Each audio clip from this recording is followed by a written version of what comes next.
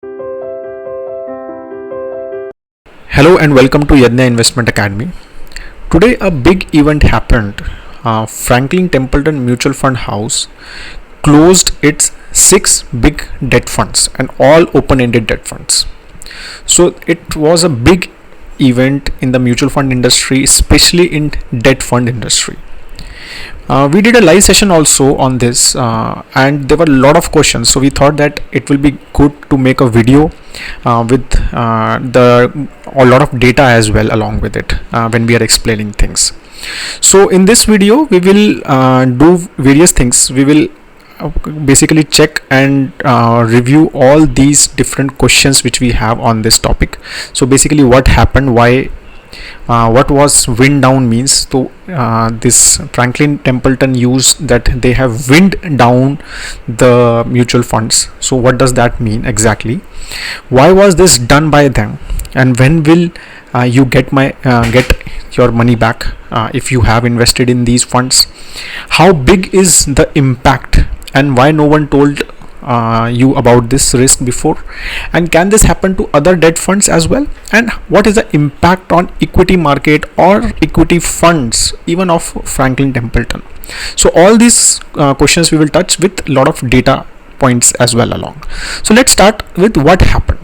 So basically these 6 debt funds, and these are their asset under management latest as per 31st March 2020, were wind down by Franklin Templeton yesterday night.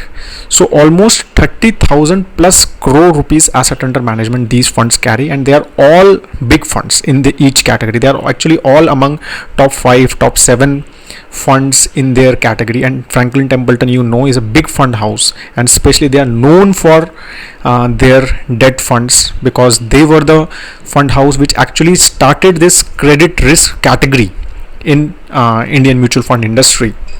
So they are very well known in debt fund categories and debt fund industry. So this was a big decision by them, and that's why there was a lot of news and a lot of discussion which happened throughout the day. So we thought let's summarize this. So this is what happened. They wind down this. Now what does wind down mean?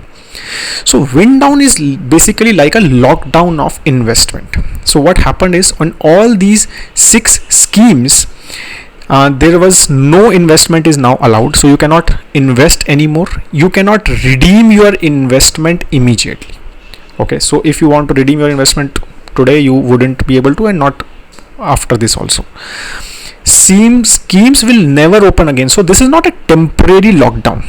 So this is a permanent lockdown. So these schemes will never open again. So you will never be able to invest them again. So it is not like other funds like SBI small cap. What they did was they said no, we do not need any more redemptions or any more investments.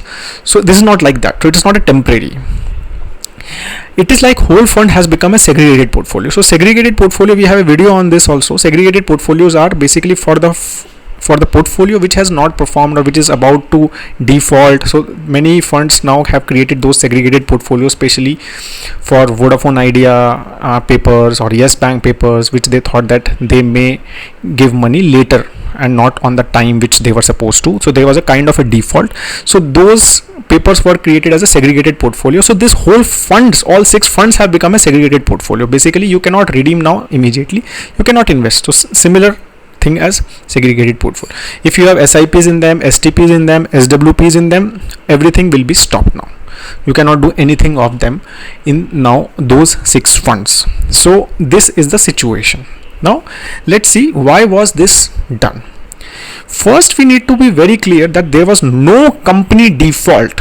So this was not done because there was a default in any of their papers or debt papers. So it is not like that they have invested in certain company and they are not giving money back. No. So it is not because of that.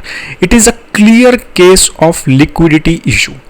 What happened was, because of this COVID-19 issue which is happening in last 1.5 months, there was a lot of redemptions which happened on debt funds, and so redemption pressure increased a lot on various debt funds. Now because of these redemption pressures, many funds which take little higher credit risk, right, they faced liquidity issue, because they were not able to sell their assets in the market, because the debt market is very has liquidity in debt market, bond market which is called, has reduced a lot, even though RBI is trying a lot to increase the liquidity, but it is not happening much. So the Franklin Fund House, they expect that higher credit default may occur in future due to lockdown and no economic activity, obviously, especially because they have higher credit risk, they take higher credit risk. And fund house was already meeting the redemption pressure. So you can see that here, so this is the cash allocation as on March 31st which these funds are carrying. So most of the funds are carrying negative cash. It means they were taking loan to give you the redemption which came in March. So that's you can understand that there was a lot of redemption pressure which all these funds were already facing, right? And liquidity in bond market is very low, and especially Franklin Templeton Fund House is famous for taking credit risk. Credit risk means in investing in debt papers, in debt instruments which are issued by companies which do not have very great credit history. So they invest a lot of money in A rated paper, double B rated paper, so which are risky, but they give a lot of better returns than a triple A rated paper or a government security, right? So because of that, they were facing more issue as compared to others must also be facing this liquidity issue. But if a fund house has, or a fund has a good papers, if your fund has, suppose, a paper of Hindustan Levers, a debt paper of Hindustan, I'm just giving an example, right? So that company is so good, even if they sell it, people will buy it. If a fund has government securities, if they sell it, people will buy it. So because of that, but this fund house has a lot of credit risk they take, and because of that they face this issue much more than others, right? So this is what the point is. So that's why this was done, and in the conference call they clearly said that they did thought that if they should sell the papers at lower NAVs, they should sell the papers at losses, but they didn't, because they thought that it will be not fair to the investor, as there is no default by the company. So it is purely a liquidity issue which they thought is going on, especially in current market because of this COVID issue, and that's why the extraordinary step was taken by them. So when will you get your money back now? So it will work like a segregated portfolio, as I said. So you will get the money when that paper, so suppose if I take an example of, suppose, income opportunities fund, and if they have invested in, suppose, Reliance Industries paper, and the maturity is on, suppose, September 30th 2020. So on September 30th, when the Reliance gives back the money, the principal as well as the interest, they will distribute all that amount to all the investors. So it will be like that, right? So whenever they will get the money, whichever they have invested in, they have given the loans to various company as debt papers. So whenever they will get the principal, they will get the interest, they will distribute. It's as simple as that. So, and Franklin Temple will not charge any management fees now. So this expense ratio will be much lower, because they are going to only charge for expenses in audit fees, custody fees and fund running expenses, and no management fees will be charged. They will keep publishing their daily NAVs of the funds though. So you will keep on getting the NAVs, and as they will keep on giving you money, the NAVs will keep on reducing, right? And average maturity of the funds, this is the average maturity of the fund. So basically, if you will see that, if suppose you have invested in Franklin India low duration fund, it has an average maturity of 1.5 years. So you should see that, okay, within 1.5 to 2 years, basically you will get most of your money back. In ideal scenario, if no company defaults, right? If company defaults, then obviously that money will not come. But if supposing that all the companies which they have given debt to, they have bought the debt papers of, all companies honor their commitment and they give their money back, you will get your money back. So if you are in income opportunities fund, that is a more long-term fund, so you will get in almost 4 to 5 years, you will get your money back. If you are in an ultra short-term fund, which is the least maturity fund, you will get within 6 to 12 months basically. So you will get your money back within 6 to 12 months. Most of your money back should come, right? So since there is no default, hopefully there should not be any default, but there is a risk because you know how the situation is. Market is in lockdown, country is in lockdown, no economic activity is going on, and because of that there can be a default, and especially because Franklin takes a lot of credit risk, and we will talk about it as well. So now, how big is the impact? So it is definitely a big impact because there is a 30,000 asset under management which is stuck. 30,000 crore, sorry. So this is 30,000 crore asset under management which is stuck, right? Which is a huge amount. And Franklin is a fund house, as I said, which has a lot of big retail investors, right? So because of these, many retail investors have invested, and Franklin fund debt funds take a lot of credit risk and mostly they have given a lot of good returns in their debt investments. So many retail investors have invested in that fund. But in the recent month, many of these funds have been written down. You must be knowing, if you are holding any of these funds, that many segregated portfolios of these funds have already been created because of Vodafone Idea issue, because of some Yes Bank issue, and we already know that there was a risk which was happening in these funds, and because of that, these see their last 6-month returns all were negative except ultra short term. Every fund has given negative returns in last 6 months, so which clearly showed that there was a issue in the fund because of the Vodafone Idea. So there they were taking a lot of credit risk, and see the credit risk which they take. So A and below rated paper percentage exposure is very high, right? Forget about credit risk fund. Okay, credit risk fund is supposed to take credit risk, so 50% is fine, but see low duration, 64% papers are A and below rated in low duration fund, short term 59%, right? So you can see that basically all these funds are actually credit risk funds, right? Though this fund is only called credit risk and not others, but actually Franklin Fund House has always been like that. They have always taken high credit risk on their debt fund investments, and which is clearly showing here. And that's why their issue is much bigger than many other fund house because of the high credit risk they take.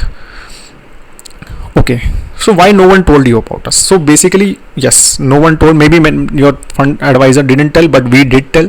So we clearly tell you that stop blindly following your mutual fund ratings. Okay, most of the big fund rating website have removed their rating of these funds. If you go many of these fund rating website of free, you will go and check these funds.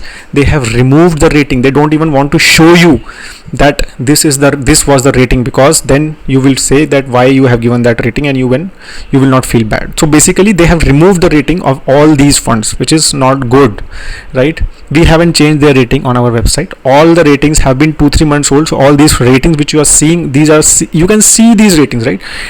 Red star basically means below average performance, and we can see so many red stars in all of 5 funds. So we don't review all 6. 5 of the 6 are reviewed by us.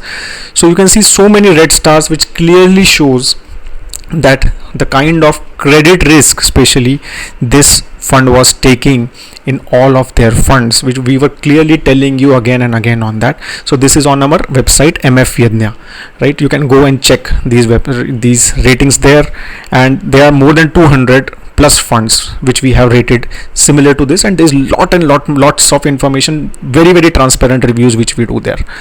No exposure to, and yes, we want to tell you that there's no exposure of these funds in our model portfolios as well. You should hire a good financial advisor. He may charge you a bit, but you will save a lot of money of such situations, and you will have a more transparent understanding of your portfolio.